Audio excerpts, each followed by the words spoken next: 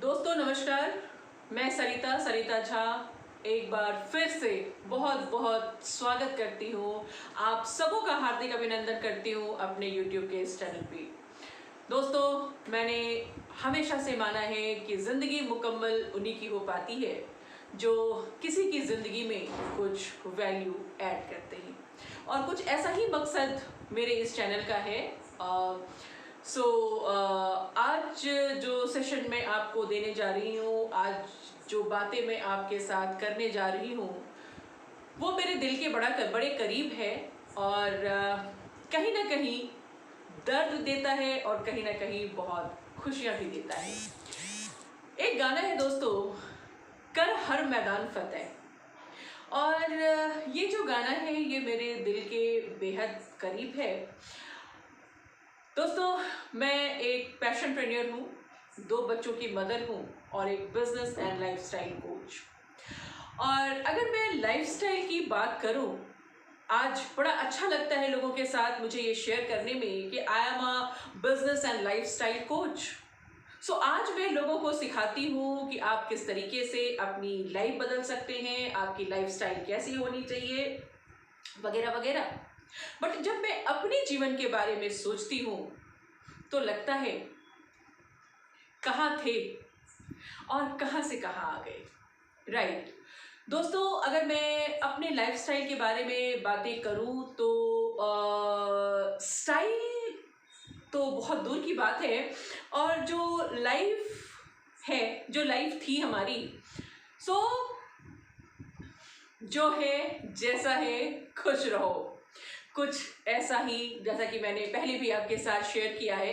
तो ज़िंदगी कुछ ऐसी ही रही है और हमेशा हमें ऐसा लगता था कि शायद काश काश कि ऐसा हो पाता, शायद कभी ऐसा हम कर पाएंगे, क्या हम भी वो ज़िंदगी जी पाएंगे, क्या हम जो सोचते हैं वो कभी हो पाएगा। दोस्तों अगर मैं अपनी बात करूं तो यस, मेरा जो यूथ टाइम था, मेरा जो कॉलेज टाइम था, जो जिसको कि कहते हैं, हम लोग सब कहते हैं कि बड़ा गोल्डन पीरियड होता है और शायद वो सबसे ज़्यादा मेमोरेबल मोमेंट होता है हमारे लाइफ का। लेकिन अगर मैं अपने गोल्डन पीरियड की बात करूं तो दोस्तों मेरा जो कॉलेज टाइम था वो आई थिंक मेरा सबसे आइडियल टाइम रहा, बिकॉज उस समय बड़ा आइडियलिज्म था हमारे संस्कार में, बहुत आइडियलिज्म था, बहुत ही ज़्यादा हम वो कैरेक्टरिस्टिक्स थे हमारे, बहुत सिद्धांत थे हमारे।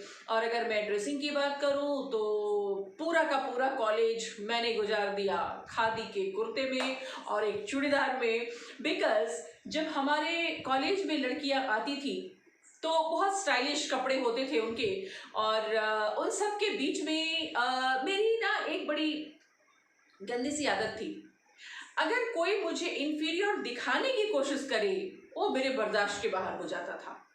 सो अगर मेरे पास कुछ नहीं है तो अपनी जो वीकनेस थी ना उसको मैंने हमेशा अपनी स्ट्रेंथ बनाई।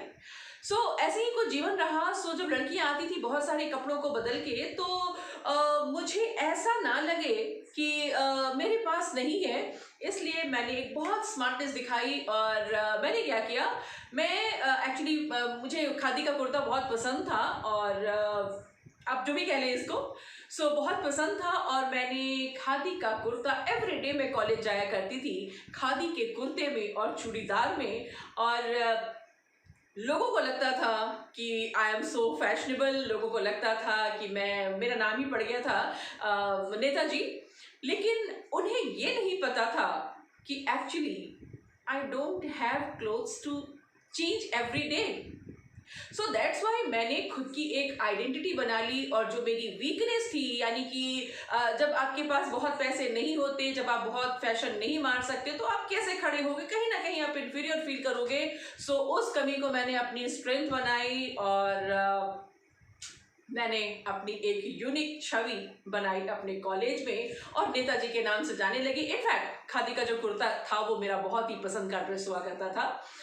दोस्तों इस तरीके से मैंने अपनी वीकनेस को अपनी स्ट्रेंथ बनाई थी। सो आज के सेशन की शुरुआत मैं एक छोटी सी कहानी के साथ करना चाहूंगी। अधिकतर देखा गया है कि हम हमेशा अपनी जिंदगी में ये सोचते हैं कि ईश्वर कुछ ऐसा कर दे कि मेरी लाइफ बदल जाए। भगवान, काश कि भगवान कुछ ऐसा चमत्कार कर दे कि हमारी लाइफ बदल जाए। सो कुछ ऐसी ही एक कहानी है छोटी सी कि किसी गांव में एक पंडित रहा करते थे और वो पंडित जी जो थे वो बहुत ज़्यादा पूजा पाठ किया करते थे। एंड उनका जो जीवन था वो पूरा का पूरा, उन्होंने शादी भी नहीं की थी एंड उनका पूरा का पूरा जीवन समर्पित था ईश्वर के लिए। वो मंदिर में झाड़ू पोछा पूजा सब कुछ वो पंडित जी खुद ही किया करते थे। हुआ क्या, एक बार गांव में बाढ़ आ गई और जब बाढ़ आई तो पानी धीरे धीरे गांव में भरना शुरू हुआ। जब पानी घुटने तक आया, कुछ लोगों ने गांव से पलायन करना शुरू किया क्योंकि अब लोगों को आशंका हो गई थी कि ये पानी अब धीरे धीरे बढ़ेगा ही, कम नहीं होगा। तो जो बुद्धिमान लोग थे वो जाना शुरू कर दिए। पंडित जी की इमेज बड़ी अच्छी थी तो लोगों ने सोचा कि पंडित जी का तो कोई है नहीं। सो कुछ लोगों ने कहा, पंडित जी हम तो गांव छोड़ के जा रहे हैं, सो आप भी चलिए हमारे साथ। सो पंडित जी ने कहा कि नहीं नहीं, आप जाइए महाजन, आप जाइए, मुझे तो मेरा भगवान बचाएगा। ठीक है भाई, निकल गए। फिर जब पानी थोड़ा कमर तक आया, फिर कुछ लोग जा रहे थे, उन्होंने कहा पंडित जी चलिए, सो अब तो मतलब अब तो ऐसे जा भी नहीं सकते, सो नाव आई हुई है और नाव से चलिए हम लोग सब निकल चलते हैं, क्योंकि लोग पंडित जी को बहुत प्यार करते थे। पंडित जी ने फिर बोल दिया, नहीं महाजन आप सब जाए, मुझे तो मेरा ईश्वर बचाएगा। बहुत कहने पे भी पंडित जी नहीं माने। धीरे धीरे पानी गले तक भर गया और उसके बाद जब पानी गले तक भर गया तो पंडित जी भाग करके एक पेड़ के ऊपर चढ़ गए और पेड़ पे बैठे हुए थे। तब तक कुछ लोगों को बचाने के लिए रेस्क्यू टीम आई और प्लेन से उनको बचा के लेके जा रही थी। तब भी लोगों ने कहा कि पंडित जी चलिए, अब तो चलिए महाराज, अब कब तक पेड़ पे लटके रहेंगे? सो अब नहीं चले तो अब आप नहीं बच पाओगे। पंडित जी ने कहा, नहीं नहीं जजमान आप सब जाए, मुझे तो मेरा ईश्वर बचाएगा। और देखते देखते पानी इतना ज्यादा हो गया कि पूरा पूरा का पूरा गांव खाली हो गया और पंडित जी उस पानी में डूबकर उनकी मृत्यु हो गई। जब पंडित जी के ऊपर जाने का वक्त आया, जब पंडित जी ऊपर गए तो पंडित जी खासा नाराज थे भगवान से और उन्होंने भगवान को बोला कि भगवान ये तो बहुत गलत बात कर दी आपने कि मैं सारी जिंदगी मैंने आपकी पूजा की, आपकी तपस्या की, मैंने आपकी सेवा की और मेरे जीवन में आपके अलावा कोई न था, सिर्फ आप थी हमारे लिए और आपने मेरे साथ ऐसा किया। मैंने तो किसी की बात नहीं मानी, मैं तो बस आपके सहारे था कि मेरा ईश्वर मुझे बचाएगा और आपने तो मुझे बचाया ही नहीं। भगवान ने बड़े प्यार से कहा, पंडित जी वो मैं ही तो था। जब पानी भरा तो मैंने कुछ लोगों को भेजा कि आपको वो निकाल के लेके आए। जब पानी और भरा मैंने नाविक को भेजा कि जाओ पंडित जी को बचा के लेकर के आओ। जब आप तब भी नहीं माने, मैंने प्लेन भेजा, फ्लाइट भेजी कि भाई हमारे पंडित जी वहां पे है, हमारे पंडित जी को भी लेकर के आओ। बट पंडित जी आपको तो बात ही समझ नहीं आई। अब और मैं क्या कर सकता था आपके लिए? दोस्तों ये कहानी हमें एक शिक्षा देती है और ये कहानी मुझे बहुत बहुत पसंद है, क्योंकि इस कहानी से हमें एक शिक्षा मिलती है कि अक्सर हम सब उम्मीद करते हैं कि ऐसा हो जाए, वैसा हो जाए, कोई मेरे लाइफ में आए और मेरी जिंदगी बदल दे, मेरा बेटा बड़ा होगा तो ऐसा हो जाएगा, मेरे हस्बैंड मेरे बारे में सोचेंगे, चलो कोई बात नहीं, अभी मेरे सपने पूरे नहीं हुए, अभी मेरी कुछ ख्वाहिशें हैं, अभी मैं चलो बच्चों को देख लेती हूँ और जब मेरा बच्चा बड़ा हो जाएगा फिर बच्चा मेरा सारा सपना पूरा करेगा, जब मेरा बेटा कमाने लगेगा ना तो मैं ऐसी जिंदगी जीऊंगी। राइट। कुछ ऐसे ऐसे ख्वाब देखते देखते सारी की सारी जो हमारी जिंदगी होती है दोस्तों, वो काश काश काश और उम्मीद। बस इसी काश और उम्मीद के साथ हमारी जिंदगी चलती रहती है और चलते चलते कब वो चली जाती है भगवान के पास, कब हम ईश्वर को प्यारे हो जाते हैं और जिंदगी से हमारा नाता खत्म हो जाता है दोस्तों, पता नहीं चलता। और जब आप इस संसार से चले जाते हो तब वो सारी चीजें की जाती हैं कि अरे मेरी वाइफ को ये बड़ा पसंद था, अरे मेरी माँ तो अब रही नहीं, मेरी माँ को ये बड़ा पसंद था। मुझे बहुत हंसी आती है इन चीज़ों पे कि जब तक इंसान जिंदा रहता है ना तो वो खुद अपने बारे में सोचता है, और जो खुद अपने बारे में नहीं सोचता है दोस्तों, उसके बारे में भला कौन सोच सकता है। ईश्वर हमें इशारे देता है, ईश्वर हमें मौके देता है, ईश्वर हमें रास्ते दिखाता है, बट उन मौकों को समझना, उन रास्तों पे चलना या उन अवसरों को समझ करके, उस अपॉर्चुनिटी को समझ के उसको आत्मसात करना, उसके साथ चलना, ये तो भगवान नहीं कर सकते दोस्तों, ये तो हमको और आपको ही करना होता है। ईश्वर हमें सिर्फ रास्ते देता है, उम्मीदों को पूरा करने के उपाय बताता है, उपाय आपके सामने ला के रखता है। फिर भी हमें लगता है कि नहीं, ऐसा ये थोड़ी है, अरे भगवान मेरे लिए कुछ ऐसा करेंगे, अरे मेरा बेटा ऐसा कुछ करेगा, मेरे पति कुछ करेंगे।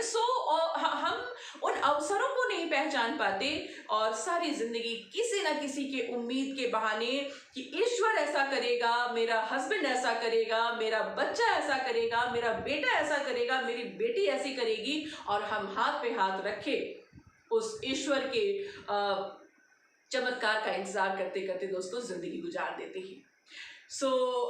इस कहानी से मुझे बहुत शिक्षा मिली है, और मैं हमेशा मानती हूँ कि ईश्वर रास्ते देता है, उन्हें समझना, उसकी एक पैनी नजर रखना, वो हमारा काम होता है। यस फ्रेंड्स, मैंने अपनी जिंदगी में, मेरी जिंदगी भी कुछ ऐसी ही थी। बहुत सारे काश थे मेरे लाइफ में, बहुत सारे काश, थोड़े मोड़े नहीं, बहुत सारे काश। मेरी एक ख्वाहिश थी कि जब मेरी शादी हुई और मैंने देखा कि भाई, जब मुझे मेरा घर चलाना पड़ा, मुझे भी बड़ी उम्मीदें थी कि जब शादी हो जाएगी तो सारी चीज़ें चेंज हो जाएगी। हर कोई सपना देखता है कि शादी के बाद कोई राजकुमार आएगा और आपकी लाइफ बहुत हैप्पी होती है।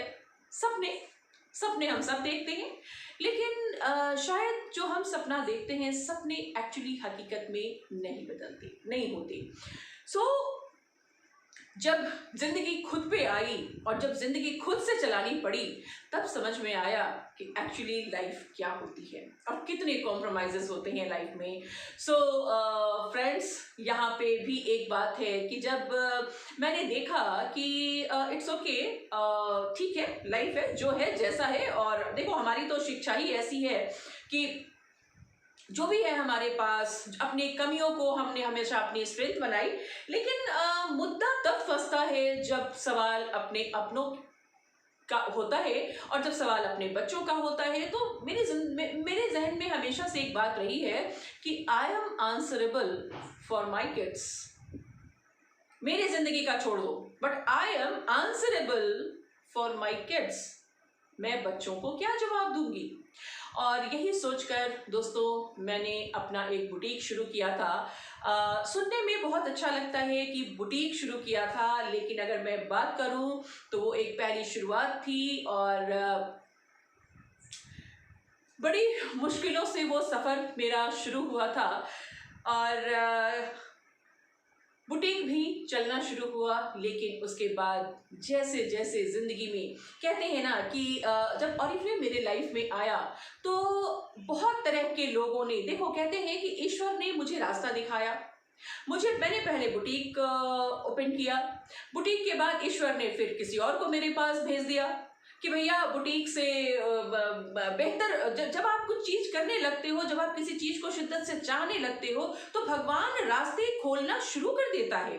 सबसे पहले बुटीक खोला, देन मुझे लगा कि जब ऑरिफ्लेम लाइफ में आया तो मुझे समझ नहीं आया था, पंडित जी वाली हालत थी मेरी। मुझे लगता था नहीं नहीं, मुझे तो मेरा भगवान बचाएगा, मतलब जो होगा वो तो मैं बुटीक से ही करूंगी, दूसरा तो कुछ है नहीं। और ये बिजनेस मुझे समझ नहीं आया था।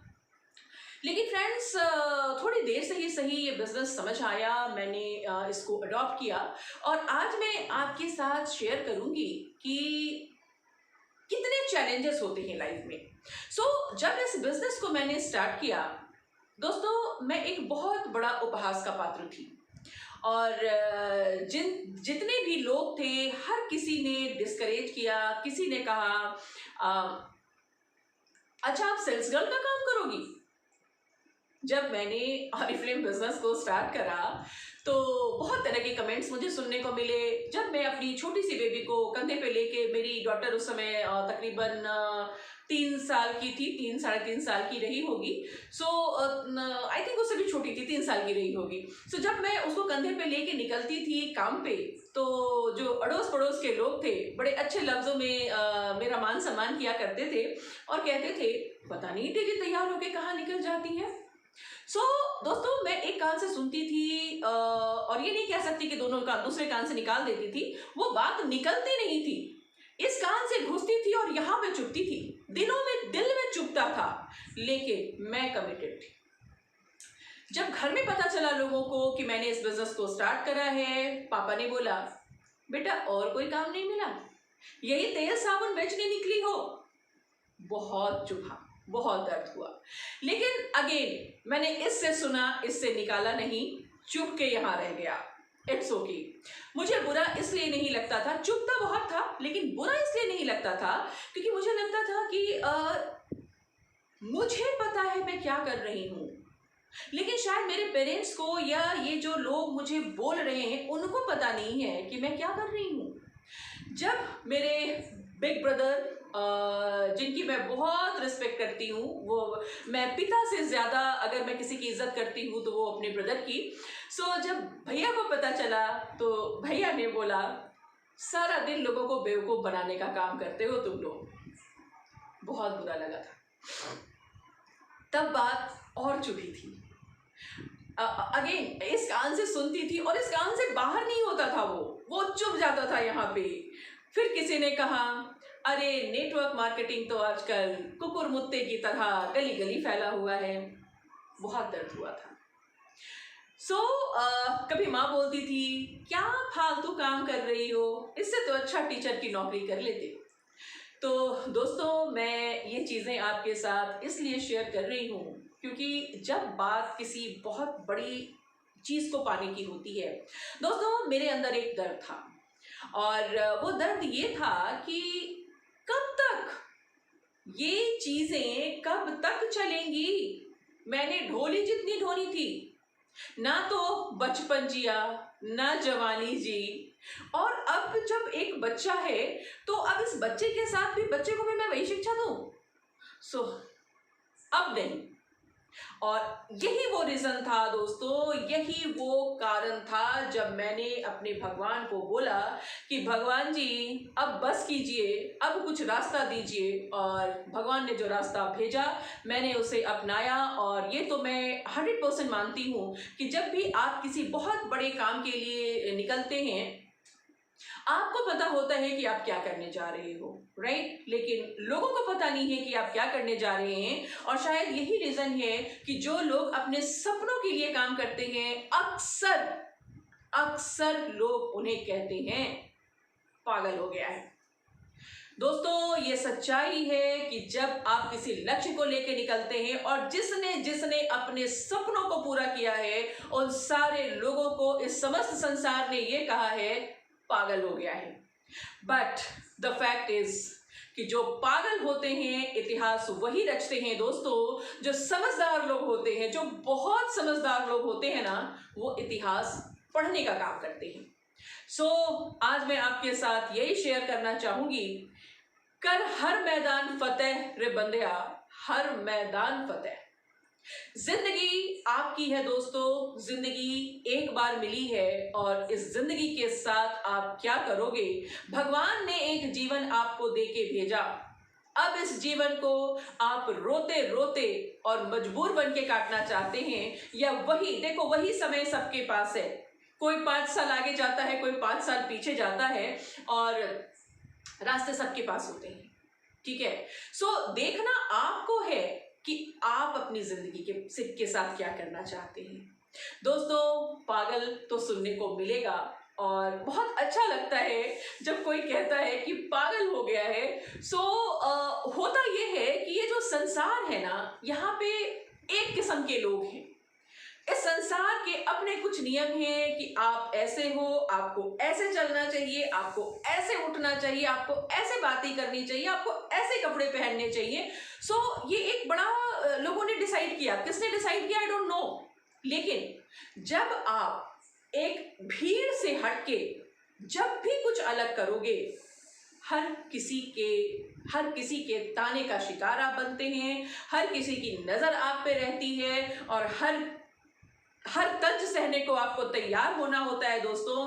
बट कहते हैं डर से मत डरो, डर के आगे बढ़ो, डर के आगे जीत है। सो दोस्तों, ये जिंदगी है, ये एक जंग है। और जंग भी मैं नहीं मानती जिंदगी, मैंने ये वर्ड यूं ही बोल दिया, लेकिन जिंदगी जंग है नहीं मेरे लिए। मैं जिंदगी को बहुत इंजॉय करती हूँ और मुझे लगता है कि जो भी चैलेंज है, नहीं क्यों होगा। और एक्चुअली मैंने ये हमेशा देखा है कि जब भी जो समस्या आई है, अपने ईश्वर को याद कीजिए और अपने अंदर एक साहस लीजिए, अपनी कमजोरियों को अपनी स्ट्रेंथ बनाइए एंड कर हर मैदान फतेह। हर मैदान आप फतेह कर सकते हैं। अगर कहते हैं कि अगर आपके सपनों में ताकत है, अगर आप सपने देखते हैं दोस्तों, भीड़ का हिस्सा होना तो बहुत आम बात है। भीड़ की कोई आइडेंटिटी नहीं होती, लेकिन अगर आप अपनी आइडेंटिटी बनाना चाहते हैं तो आपको भीड़ से अलग होने की जरूरत होती है दोस्तों। अगर आप और लोगों से हटके एक जिंदगी जीना चाहते हैं तो भी आपको भीड़ से अलग होने की जरूरत है दोस्तों। भीड़ के साथ कभी भी आप पहचाने नहीं जाओगे, और अगर अपनी अलग पहचान बनानी है तो डेफिनेटली आपको भीड़ से अलग होना होता है। सो इसी के साथ मैं आज का ये सेशन खत्म करूंगी कि जिंदगी प्यार का गीत है, इसे हर दिल को गाना पड़ेगा। अब ये आपके ऊपर है कि आप हर मैदान को फतेह करती हैं या जिंदगी से हार जाती हैं। सो इसी के साथ मैं खत्म करना चाहूंगी। फिर मिलूंगी आप सबों के साथ दोस्तों अपने नेक्स्ट सेशन में। तब तक के लिए धन्यवाद।